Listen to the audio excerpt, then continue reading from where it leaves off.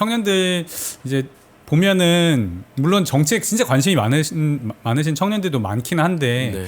대부분은 사실은 그렇게 정치에 관심이 많지는 않거든요. 저희 채널 원래 성격상 이제 결혼관에 대해서 가정관에 대해서 얘기하는 채널이기 때문에 아마 많이 보진 않을 것 같아요. 네. 네, 그럼에도 불구하고 어쨌든 좀 이 채널 통해서 이 내용에 대해서 좀 보고 계시는 그 청년분들에게 좀 해주시고 싶은 말씀이 있으시다면. 네. 우리가 정치에 관심이 없을 수는 있어도 정치는 우리한테 관심이 많다라는 거예요.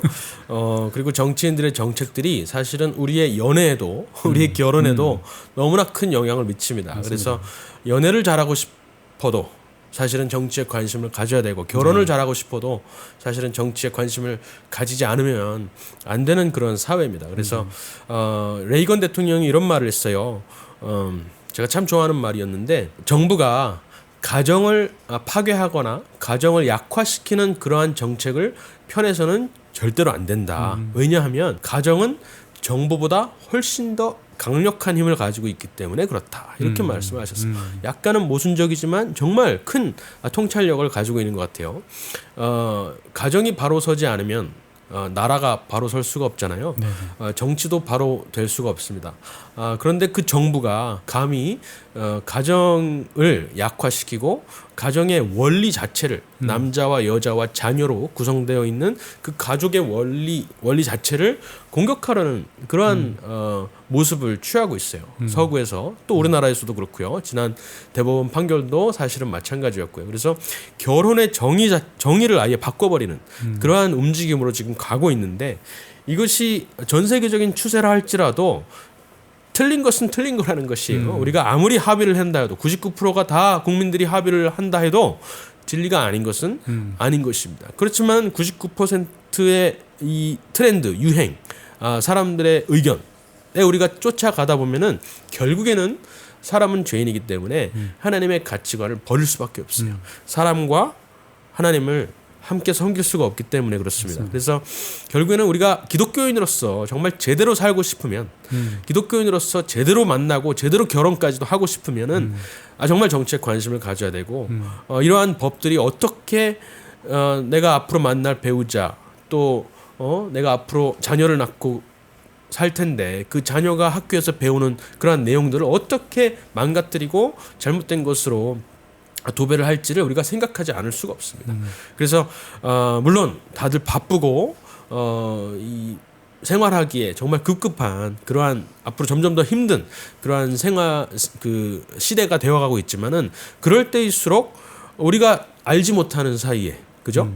우리의 자유를 틈타서 들어와서 거짓 선지자들이 들어와서 우리의 삶을 파괴하고 망가뜨리는 것은 아닌지 우리가 더 경계하고 눈을 불이키고 지켜봐야 된다라고 생각을 합니다. 그래서 가장 취약한 부분이 사실 청년들로서는 이 성 문제이고요. 또 결혼입니다. 가장 중요한 부분이기도 한데 그렇기 때문에 이 결혼을 특히 남녀 관계 이런 것들을 공격하는 것 같아요. 네. 그래서 정말 깨어서 우리가 분별하지 않으면 넘어가기 너무 쉽습니다. 그래서 연애에 관심을 가진다 하더라도 우리 독자분들께서 반드시 정치권에서는 연애를 방해하기 위해서 어떤 정책들을 펴고 있는지 좀 신경을 써주셨으면 감사하겠습니다. 저는 이제 이 사역에 대해서 하면서 많이 느낀 점은 뭐냐면 이제 사람들이 또 크리스천들이 결혼을 지금 잘 못하고 있잖아요. 가정을 잘 못 이루고 있고 최근 들어서 더 계속 추세가 그렇게 되는 이유가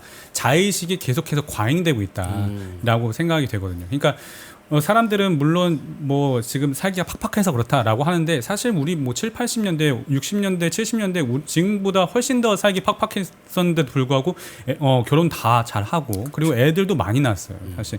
그래서 뭐 살기가 어려워서 그렇게 결혼도 못하고 뭐 애도 못 낳는다라고 하는 것은 사실은 해석이 될 수는 없고 실제적으로는 아이를 낳고 아니면 부부 생활을 하면서 내가 희생하고 내가 양보해야 되는 것들 보다는 나를 위해서 내 유익을 위해서 내가 지금 가지고 있는 이 행복을 놓치기 싫어서 오직 나를 위해서 살아가는 그 자의식이 계속해서 과잉이 되다 보니까 이 추세가 계속 이제 진행이 되다 보니까 결혼도 점점 못해지고 아이도 점점 이제 안 낳으려고 하는 그런 추세가 계속된다라고 보고 있고 그렇게 돼가는 과정을 그럼 어떻게 만들어진 건가? 사실 정치다. 맞습니다. 네, 정치가 사회적 분위기와 이 여러 가지 뭐 갈라치기나 이런 것들을 조장하기 때문에 그렇죠. 점점 그렇게 되고 자의식이 과잉될 수 있는 그런 상황 가운데 계속 내몰아가는 그런 것들도 있고 또한 크리스천들은 사실 우리가 주님께서 받은 그 사명이 있고 그 사명대로 살아가는 것이 우리 크리스천이고 우리의 자의식이나 우리 각자의 어떤 유익이나 만족이나 뭐 감정이나 억울함이나 이런 것들을 추구하면서 살아간다기보다는 그런 것들을 모두 십자가에 못 박고 오직 예수 그리스도께서 우리에게 주신 그 사명에 따라서 나아가는 것이 그리스도의 삶인데 이것조차도 사실 정치가 계속해서 교회 안에 침투해 들어오고 사람들 그 마음 속에 들어오면서 뭐 여러 가지 뭐 통로가 많겠죠. 뭐 뉴스라든가 그렇죠. 뭐 드라마라든가 이런 걸 통해서 나 이렇게 살아도 된다. 나도 이렇게 자의식을 위해서 나를 위해서 살아도 된다라는 메시지가 계속 들어오니까 그러니까 크리스천들의 결혼조차도 계속해서 막고 있는 상황이고 크리스천들도 가정을 못 이루고 아이도 안 낳으려고 하는 그런 지금 시대적 풍조가 계속 일어나고 있는 거 아닌가. 네. 그래서 누군가는 이거를 빨리 스탑을 시켜야 되고 잘라내야 되고 크리스천의 삶은 나를 위한 삶이 아니라 십자가를 위한 삶이다. 십자가를 지고 그리스도를 따라가는 삶이다라는 것을 추구해서 나아가게끔 해야 되는데 그걸 누군가 좀 스타트를 끊어줬으면 좋겠다. 맞습니다. 박사님이 끊어줬으면 좋겠다. 이런 생각이 있고 정말 이 세계관의 싸움인 것 같아요. 네. 이 성경을 기반으로 한 정치관과 세상의 정치관과의 싸움 하나님께서 하실 일을 계속 기대하면서 기도하면서 나아가려고 합니다. 그 마지막에 하신 말씀이 참 공감이 돼요. 이 자의식이 너무 커졌다. 자기 사랑이 너무 커졌다라는 네. 거예요. 그래서 너무나 큰 공감이 되고 사실은 우리 자녀를 위해서 희생을 하고 아이를 낳으면 이제 여성들 같은 경우에는 정말로 큰 희생을 하는 게 맞죠. 그죠? 커리어나 이런 것에 단절이 되는 것은 너무나 당연하고요. 맞고요. 그래서 그걸 우리가 충분히 공감을 합니다. 그렇지만은 우리 아내를 봐도 그렇지만은 사실은 여기도 그 이드님도 자녀가 있으셔서 아시겠지만은 자녀를 키우는 것만큼 행복한 게 없거든요. 맞아요. 정말 내 행복을 위해서 네. 내 행복을 위해서 정말 이기적으로 생각해도 네. 자녀를 낳는 것이 어디 커리어를 쌓는 거나 이것보다 훨씬 더 복된 삶이거든요. 그렇죠. 그래서 그거를 좀 알았습니다. 저도 사실은 이제 박사까지 했지만은 그 제 커리어를 쌓는 것에 전혀 신경을 안 쓰고 아내가 일을 한다면 나는 그러면 집에서 아기를 보겠다라고 이제 마음을 편하게 먹고 있는데 그것이 너무나 행복하기 때문에 그래요. 네네. 아내는 밖에 나가서 일을 하고 그 시간에 아이들이랑 같이 못 지내는 것을 너무나 안타까워하고 그래서 사실은 이기적으로 생각을 해도 정말 우리가 바로 생각을 바로 한다면 자녀를 낳고 자녀를 키우는 것이 가장 사람다운 가장 행복한 길이다 이렇게 생각을 할 수 있을 것 같아요. 그렇지만은 그렇지 않다. 가정을 만드는 거는 희생이다. 자기의 커리어를 포기하는 것이다라고 지금 세상의 모든 문화가 거짓말을 사실 하고 있는 것이고요. 그래서 그런 거짓말들을 다 차단을 하고 네네. 사실은 성경책만 본다면 네네. 분명히 복의 길은 복 받는 길은 딱 한 가지밖에 없어요.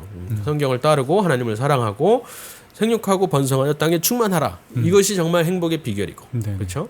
그렇기 때문에 다시 성경으로 돌아가는 것이 우리 크리스찬이라면 그것이 유일한 길인 것 같습니다. 그리고 또 한 가지는 그러니까 이번에도 그 대법관에 대한 탄핵 그 청원을 이제 받는 그 과정에서 느낀 건데 청년들이 자의식이 광이되다 보니까 지금 당장 이렇게 법이 결정이 돼서 통과된다 하더라도 내 얘기는 아니니까 다음 세대 이야기니까 그거에 대해서 그냥 밀어두고 적극적으로 대응하지 않는 그런 부분들이 있는 거죠. 그리고 어떻게 보면은 정치란 것이 어떻게 보면 조금 형이상학적이고 좀 추상적인 그런 느낌이 있기 때문에 우리 삶에 실제적으로 좀 와닿는 게 뭐가 있을까? 그것이 적용되는 부분이 별로 없어서 여기에 대한 관심이 별로 없는 거 아닌가 그런 생각이 좀 들기도 하더라고요. 근데 그런 청년분들에게 조금 뭐랄까 정치는 정말 우리 삶과 밀접한 관련이 있고 이 땅에서의 삶뿐만 아니라 우리가 하늘의 상급을 위해서 살 때에도 우리가 이제 추구하는 그 방향성이 뭐 예를 들면 뭐 낙태 반대, 뭐 프로라이프라든가 실제적으로 뭐 동성애 반대라든가 이런 것들이 이루어지지 않는다 할지라도 하나님께서 말씀하셨듯이 내가 이것을 말하지 아니하면 그 피값을 우리에게 요구할 것이다라는 그 말씀에 따라서 생각했을 때 이것은 우리의 구원 문제와도 직결되는 문제인데 청년분들이 이것도 성경도 모르고 정치도 모르고 우리의 삶에 어떤 영향력이 있는지도 모르고 이러기 때문에 조금 아니라는 거 아닌가 이런 생각이 또 들더라고요. 네, 네네. 맞습니다.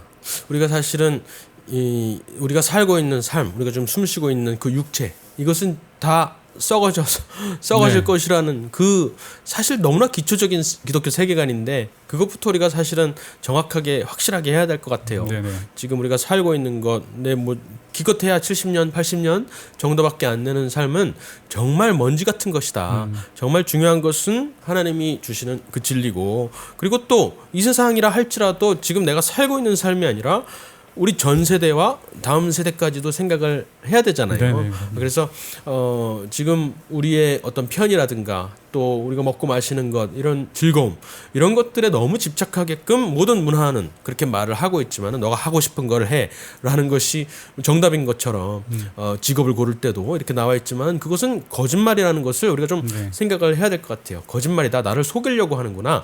이 세상의 삶 지금 살고 있는 그 삶에 안주하려고 하는 거짓말이구나.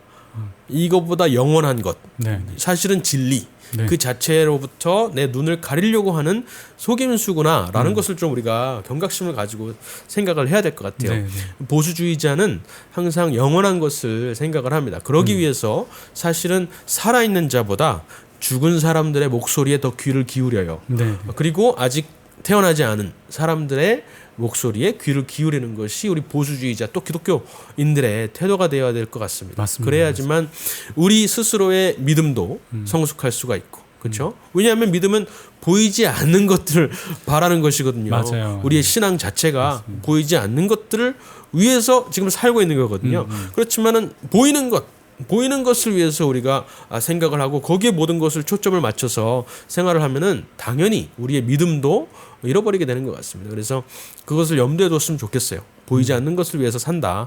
그것을 생각하시면. 아멘.